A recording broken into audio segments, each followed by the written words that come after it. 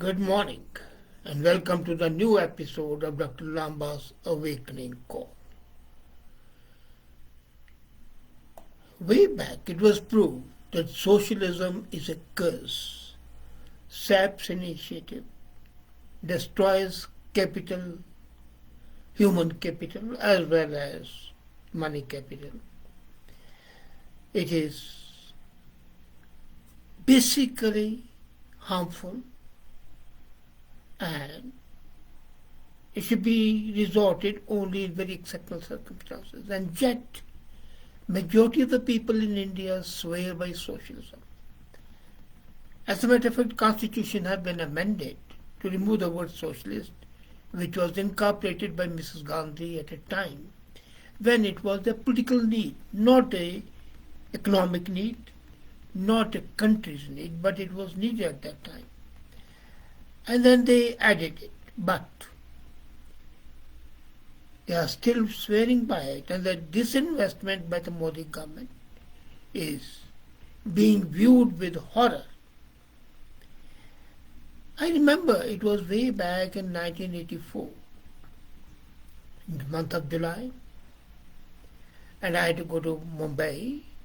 With me was P.N. Huxer, who had just retired, and we went there, checked in the hotel, and the evening we had a meeting with 4 people.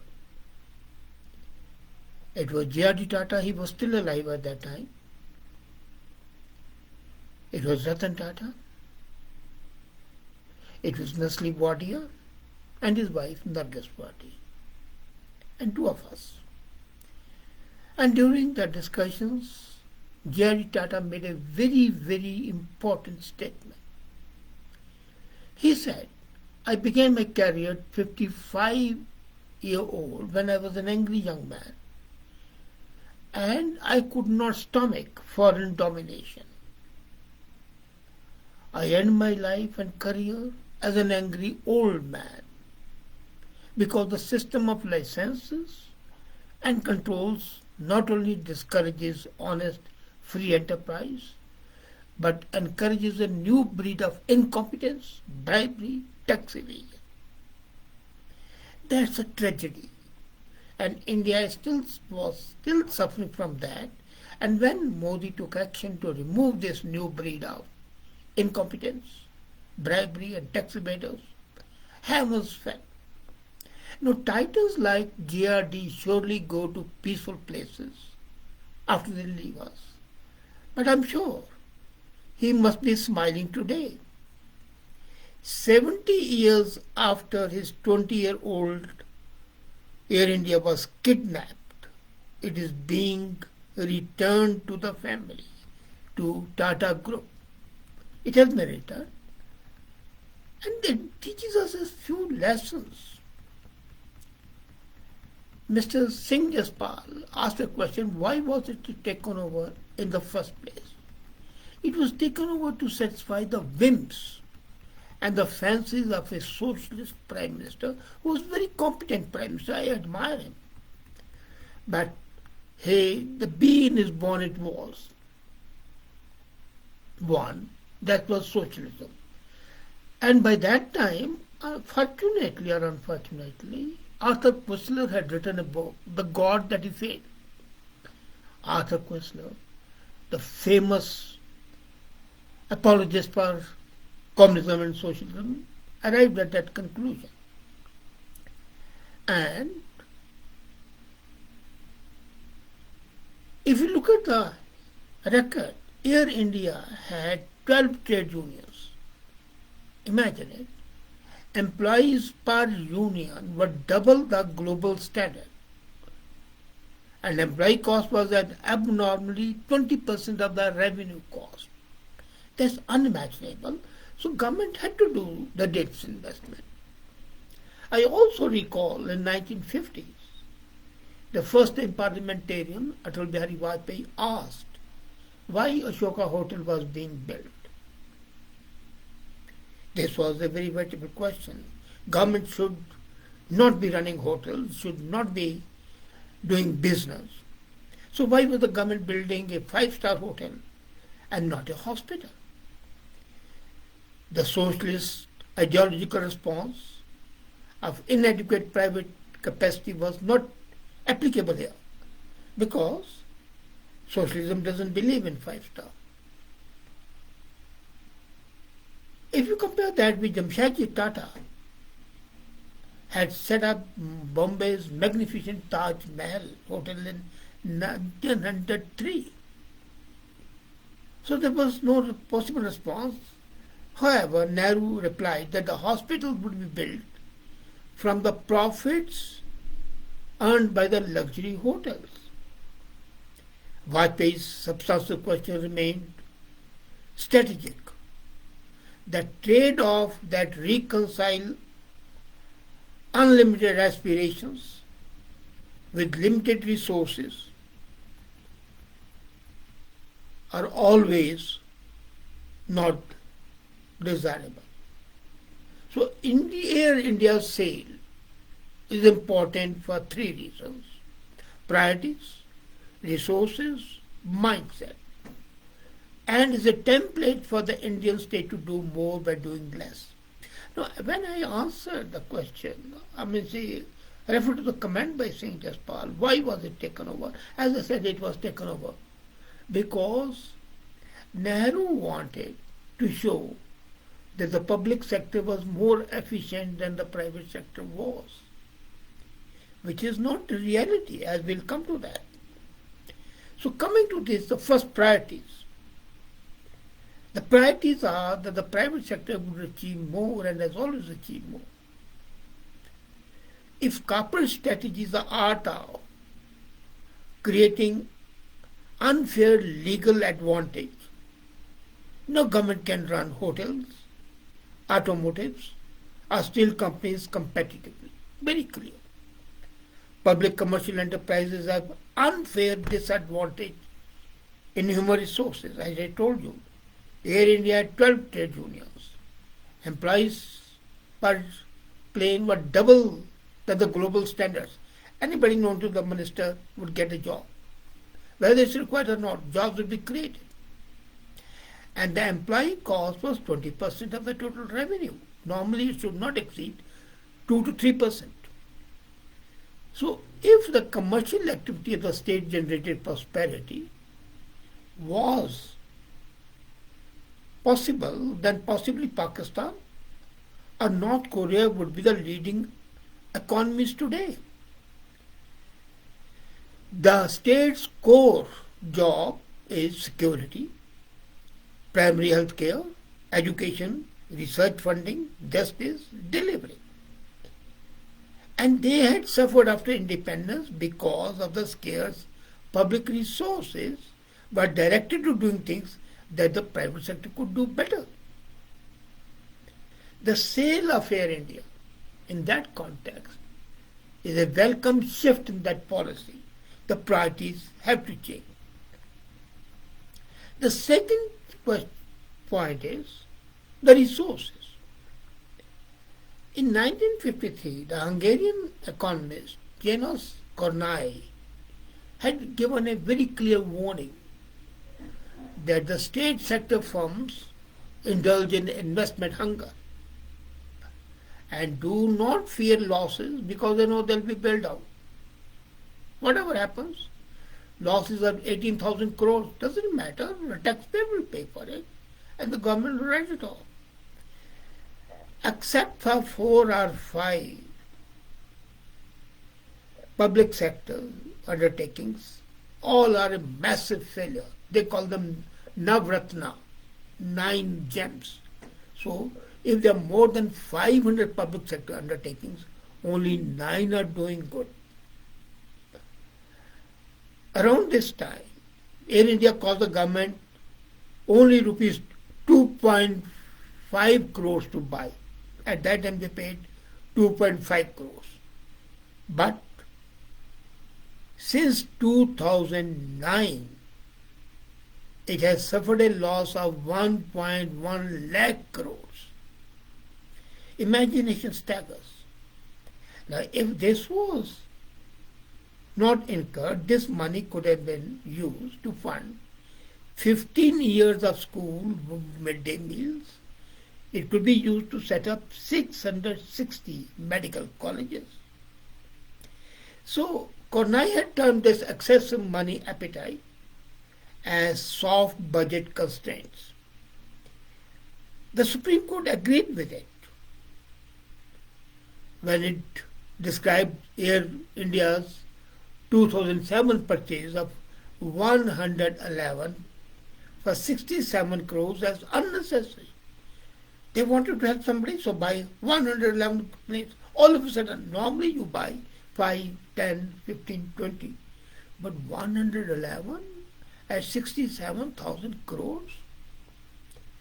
So the nationalization of Air India in the 70 years back has cost the nation 20 crores of losses per day. 20 crores of losses per day, and its monopoly has also resulted in a 25-year delay in India becoming the third largest civil aviation market. If it had not happened, 25 years back we would have been the third largest civil aviation market, and even today we are not that. The creativity of the government and the persistence in divesting Air India is so good an experiment that it must be replicated in at least 360 plus central public sector undertakings. 360 plus is the figure we arrived at after discussion.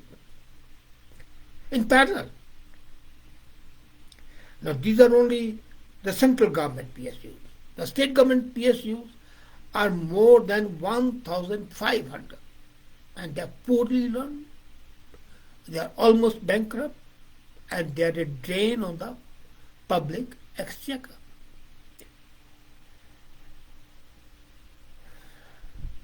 Now, if these are privatized, and the government has done a very good action that they have not privatized fully, they have kept some equity, so when the profit starts coming, the government will still be getting money.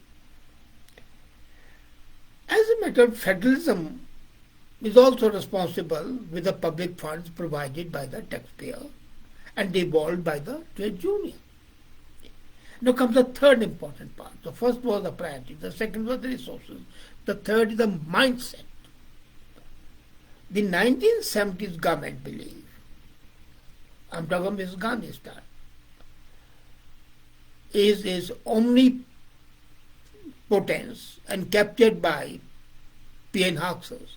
I remember P.N. Hux, when an application came for a private scooter extension, it was Bajaj actually, that I can tell you, and we recommended it, but P.N. Huxer said, no, we should not. And then he said, okay, let's set up a public sector undertaking, Scooters India, which was a massive failure. Well, let me tell you. Scooters India was a massive failure, but he rejected the private scooter capacity. He was also under the Nehruvian impact of socialism. So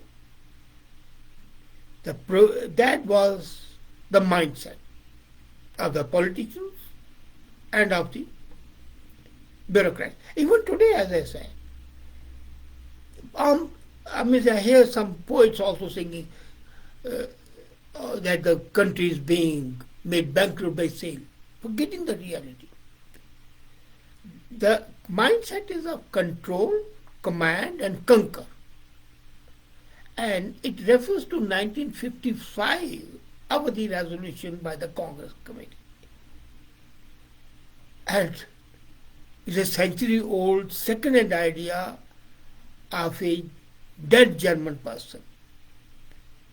As a matter of fact, the whole mindset is the betrayal of the Indian tradition. If you look at the Indian tradition, there's a folk wisdom. Jahan Raja Vyapari, Wahan Parja Bhikhari, where the ruler is a trader, the public is a beggar. And that's what happened with these PSUs. Who is responsible for Air India's capital bonfire? They are all politicians, bureaucrats, managers, and workers. Unfortunately, public sector governance mirrors. Have you read that novel by Agatha Christie, Murder on the Orient Express? So these public sectors are exactly like Agatha Christie's that novel. If everybody did something, then nobody can be held responsible. So all combined to commit murder, and here they have committed murder, they have committed rape of the country, they have destroyed our reputation. Counterintuitively, the new individuals involved in the Air India disaster went on to great career heights because of the performance feedback mechanism that faces visibility, perception, and silence. There was a conceit and a fraud on the people, the fatal conceit. And that represented Air India's 7-decade tragedy. So what we need is a better role balancing between the three pillars of Team India. First is the private sector. You cannot deny self-interest is the most motivating factor. The second is the public sector. In essential services, yes, it should be there. And the non-profits. Only that will bring out orderliness among other orderliness. No civil servants running Air India could deliver the tone from the top what J.R.D. Tata did. I recall when I was talking with J.R.D., he said that he would walk into the aircraft, check furnishing for stains, toilets, cleanliness, curtains for fraying, windows for dust. And he quoted from his file, he said he sent a note and which he wrote that tea served on the board from Geneva is without exaggeration indistinguishable in color from coffee. I don't know whether it's due to tea leaves or excessive brewing. Now, would any Secretary of Civil Aviation do that? No way. Would any Deputy Secretary do it? No way. Would any section officer do it? No way. They would only be happy sitting content on their table and sending a memo, things should be fine, period. So some analysts believe that acquisition is unviable, nostalgia by the Tata Group. But the price feels right. Consolidating three carriers creates synergy and 60% market share of a competitor